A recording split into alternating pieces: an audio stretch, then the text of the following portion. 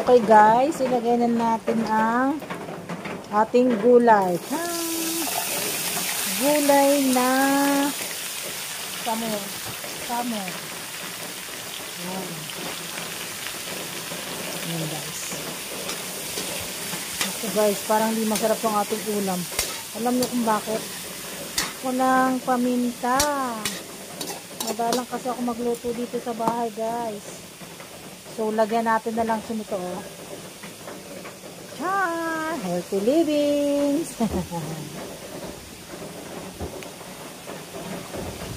Hirap namang mag-video nang walang taga-kuha.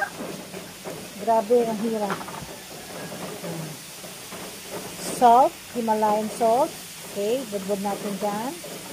Ayan. Wala din kasi tayong toyo, guys.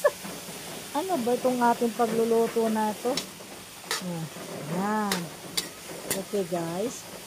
And then, syempre, lagyan na lang natin siya ng pampalasa. Ano pa ba?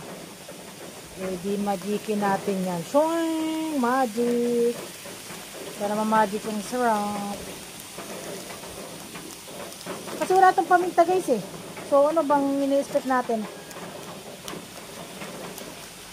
Pag walang paminta. Hindi ka pasarapin na lang nito guys. So, konting magic. Diba? Kasi wala siyang paminta guys. Kasi wala dito sa bahay nagluluto. Doon kami sa tindahan nagluluto. Eh, dahil naulan, dito ko naisipan magluto sa bahay. Kaya, incomplete po ang ingredients, guys. So, pampasensya nyo na, guys. Okay, mamaya papakita ko ang finished product.